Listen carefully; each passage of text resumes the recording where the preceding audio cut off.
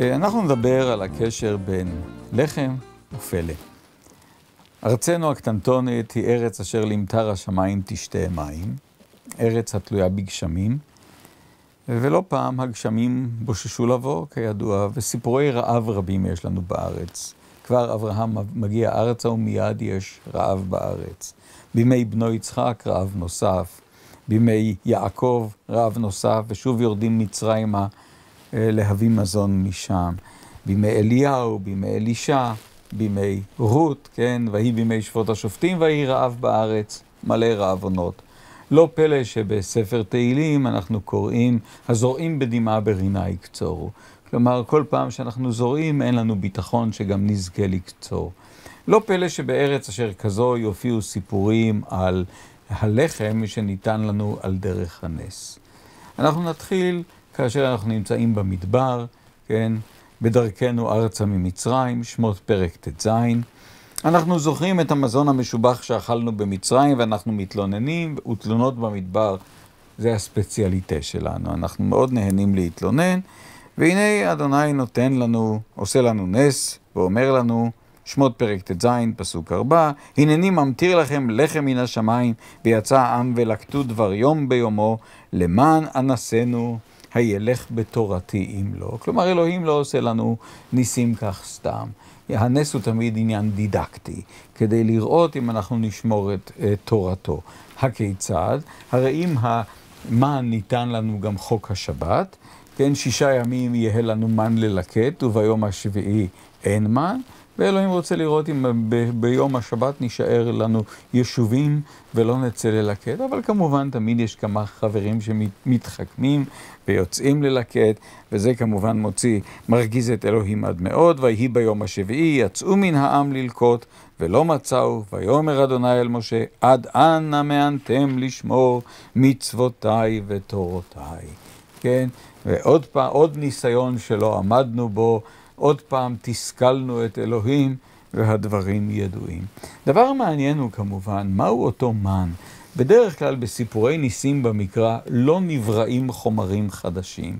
כן, סיפור נס במקרא הוא הרבה פעם כמו ציור סוריאליסטי. עליונים נעשים לתחתונים, תחתונים לעליונים, בהמות מדברות, הכל קורה, אבל לא נברא שום דבר חדש. ואילו כאן דווקא לגבי המן עושה רושם שיש לנו כאן משהו חדש, כמו שנאמר בשמות פרק ט"ז, פסוק 15, ויראו בני ישראל ויאמרו איש אל אחיו, מן הוא, כי לא ידעו מהו. ויאמר משה עליהם, הוא הלחם אשר נתן אדוני לכם לאוכלה. והנה מה שהתורה סותמת מספר לנו מזמור תהילים. באחד המזמורים ההיסטוריים בתהילים, מזמור ע"ח, כאשר נמנים כל חטאינו במדבר, שוב פעם, מין מזמור שכזה, ששוב הופך לנו, או מעלה לנו את דלקת קום המצפון, כן, על חטאינו. מסופר הפעם שאנחנו ניסינו את אלוהים, לא שהוא ניסה אותנו כמו בתורה, אלא שאנחנו מנסים אותו. פסוק 18 ואילך במזמור ע"ח, וינסו אל בלבבם לשאול אוכל לנפשם, וידברו באלוהים אמרו, היוכל אל לערוך שולחן במדבר, הניקה צור ויזובו מים ונחלים ישטופו, הגם לחם יוכל תת אם יכין שאר לעמו.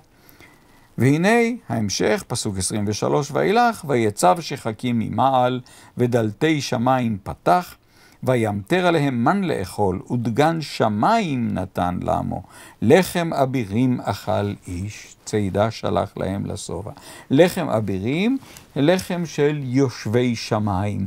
כן, אבירים הם הגדולים, אלוהים אפילו מכונה אביר יעקב, כלומר, לחם אבירים, תאמרים מלאכים, תאמרו יצורי עליון.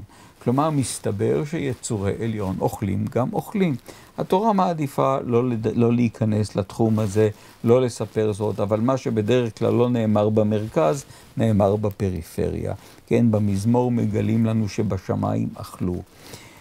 אגב, וזה מעלה את השאלה באמת, מלאכים אוכלים או אינם אוכלים, אז אנחנו זוכרים שהמלאכים שבאו לבקר את אברהם בספר בראשית, אכלו גם אכלו לשובע.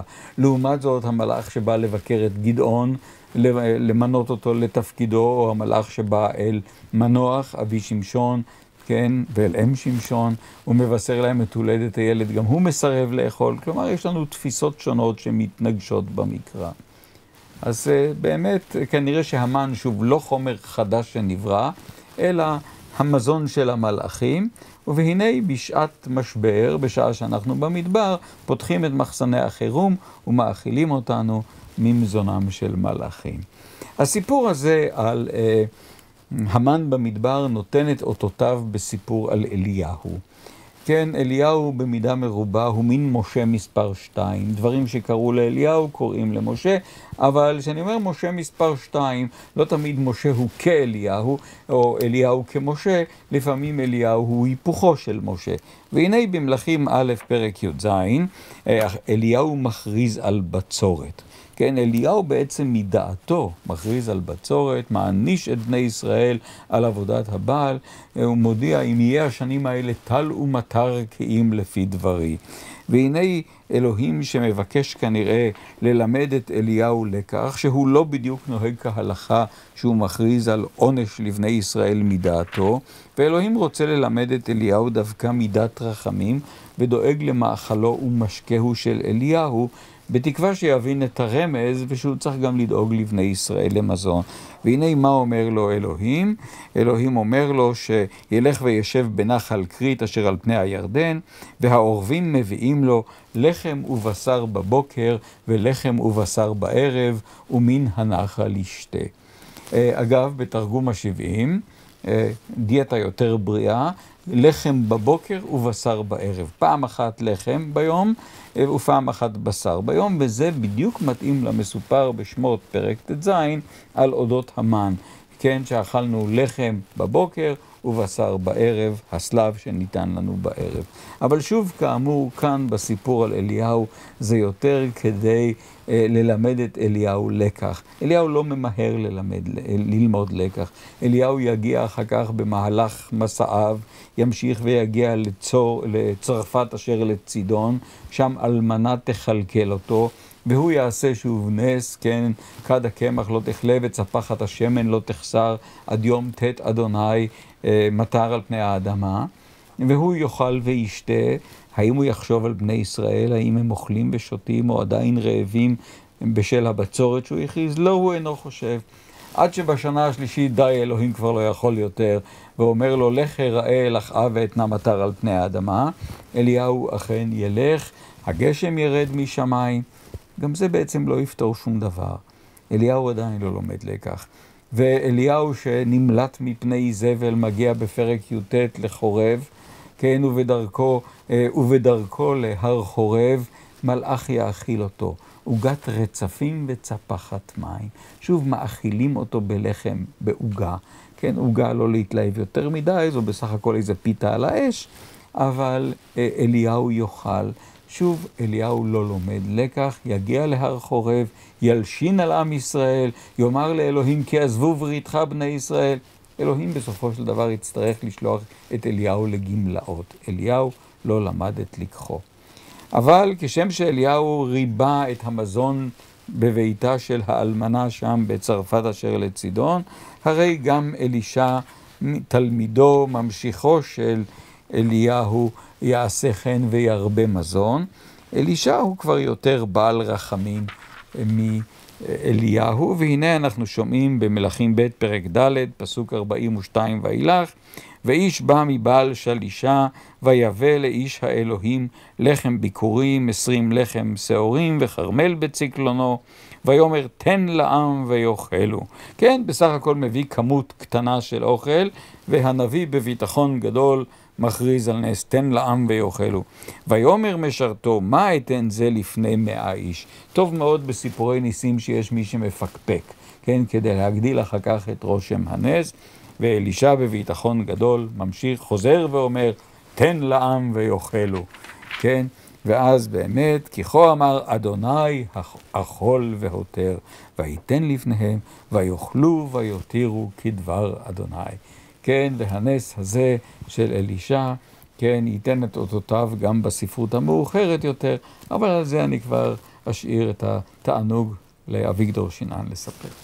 אם נמשיך את מה ששמענו עד כה, ונעבור מתקופת המקרא אל הספרות המאוחרת יותר, תחילה אל ימי הבית השני, או שלהי הבית השני, אותן מסורות מקראיות הולכות ומתעצמות, למשל, במה שמסופר במסורת הנוצרית הקדומה, על דמותו של מחולל הנצרות, על ישוע, או ישו, כפי שהתרגלו לקרוא לו. גם עליו מסופר בברית החדשה שהוא הרבה לחם, או לחם ודגים, כאשר עם רעב צמא ורעב, והוא מצא את הדרך הניסית לעשות כך. בברית החדשה, בבשורה או באבנגליון, השם מרקוס, מסופר במפורש, אני מצטט, לעת ערב, אומרים לו תלמידיו, כך, הנה המקום חרב, והיום רד, שלח אותם וילכו אל הכפרים מסביב לקנות לחם כי אין להם מה לאכול. ואילו הוא בביטחון מוחלט, כי אלישע לפניו אומר, תנו אתם להם לאוכלה. הם אינם יודעים על מה הוא מדבר, אז שואל אותם, כמה לחם יש לכם? והם אומרים, יש לנו 5 כיכרות לחם ו2 דגים. הוא מודיע, זה מספיק. נושא מבט לשמיים, מברך את הלחם והדגים, ובאופן פלאי, כמו שעם ישראל זכה במדבר ללחם משמיים, וכמו שאלישע, גם הוא הרבה לחם, אלא שכאן במקרה המסוים הזה לא מדובר ב100 אנשים כמו באלישע, אלא ויאכלו כולם וישבעו, והאוכלים הם כ5,000 איש. את רואה איך העצמנו את הנס הזה בצורה קיצונית, כדי להראות את הלגיטימיות של ישוע כממשיך המסורת המקראית, אך כמי שגם עולה בגדולתו, ביכולתיו, על הנביאים המקראיים. יש סיפור נוסף על ריבוי לחם ודגים, גם הוא בברית החדשה, הפעם עצמו הוא מרחם, ישוע מרחם על העם עצמו, והוא, כאשר תלמידיו מפקפקים ביכולת להשביע אנשים רבים מ7 כיכרות לחם, הוא מברך את הלחם, ושוב הפעם אוכלים מן הלחם 4,000 איש, ועוד נשארים להם 7 דוודים של פתותים שרק נותרים מן הלחם. כלומר, המסורת של לחם ונס ממשיכה בספרות הביתר מקראית, תחילה בנצרות, ומאוחר יותר עוברת לספרות המסורתית היהודית, ובמקרה זה לספרות חז"ל, ואני רוצה להזכיר סיפור אחד שהוא מדגים את זה דבר בצורה מופלאה, וזה סיפור במקרה זו על אישה, אשתו של רבי חנינא בן דוסה. חנינא בן דוסה הוא דמות מופלאה בספרות חז"ל, הוא באמת ממשיכם של אליהו ואלישע. הוא אומנם קרוי רבי, אבל אין שום דברי תורה ודברי הלכה בפיו, רק מעשי נס. הוא מרפא אנשים חולים, הוא מציל אנשים מסכנות רבות, ועל אשתו מסופר סיפור יפה בתלמוד הבבלי, שאני קורא אותו כעת בתרגומו לעברית. אשתו, בשל עוניים הגדול, הייתה רגילה להשיג את התנור בכל ערב שבת, כדי שלפחות ייראה כלפי חוץ שהם מכינים איזה מזון לקראת השבת, כדי שלא יתביישו. הייתה לה שכנה רעה. אמרה השכנה, הרי אני יודעת, אין להם כלום. מהו הדבר שפה בתוך התנור? הלכה השכנה ונקשה על הדלת. היא התביישה אשתו של רבי חנינא ונכנסה לחדר פנימי. נעשה לה נס. פתחה השכנה את התנור, והנה הוא היה מלא בכיכרות לחם. והיא צעקה לגברת בן דוסה, פלונית, פלונית, הביא את המרדה, את הכלי שאותו רודים את הלחם, לחמך נחרך. והיא עונה לה בהשלמה מוחלטת, לא כל פלא, כן, לשם הלכתי להביא את המרדה, וזו הייתה המטרה. וכמובן, זה שוב דוגמה לנס שקשור בלחם, ובצדיק הדומה לאליהו ולאלישע, ומבחינה זו אפשר לדבר פה כבר על 4 קומות, על הסיפורים המקראיים, אליהו ואלישע, על ישוע, על המסורות החז"ליות כפי שראינו כאן, ואפשר להוסיף עליהם עוד כמה וכמה מעשי פלא שקשורים בלחם, שוב בספרות חז"ל, ואחד מהם לגבי לחם הפנים. לחם הפנים הם אותם כיכרות לחם שהושמו במקדש, במשכן, במקדש, לפני האלוהים, בכל שבת ושבת, וביום השבת הבא, הם הוסרו משם, ובמקומם הושמו כיכרות טריים אחרים, ומסתבר, שאומר התלמוד ואומר המדרש, שהכיכרות נשארו טריים לאורך כל התקופה כולה.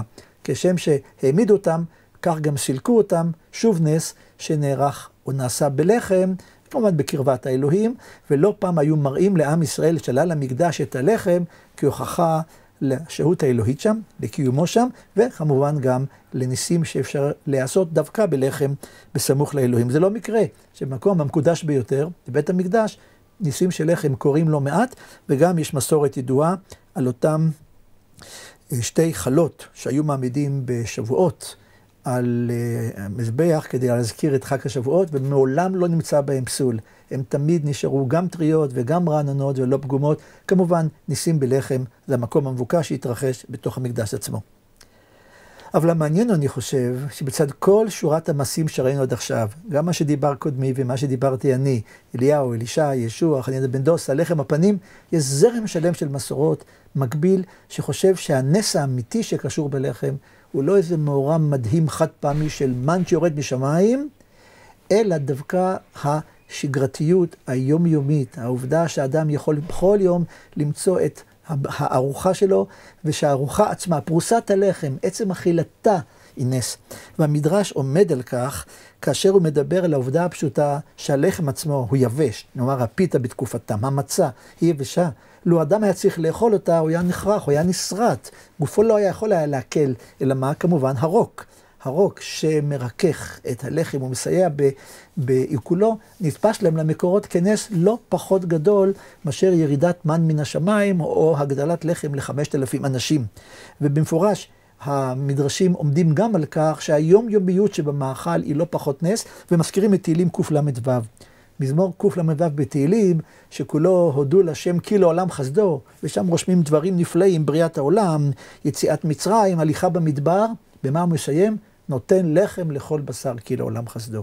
זה לא פחות נס מאשר החד פעמיות של קריאת ים סוף לגוזר ים סוף לגזרים, או כל דבר אחר. החז"ל במקרה זה, ולפניהם אחרים כמו פילון אלכסנדרוני, רואים בסדרי הטבע הפשוטים, היומיומיים השגרתיים, את יד הנס והפלא, לא פחות מאשר באירועים כאמור מרשימים חד פעמיים. ולכן גם, במיוחד ללחם, ניתן מעמד מאוד מאוד מיוחד במסורת היהודית.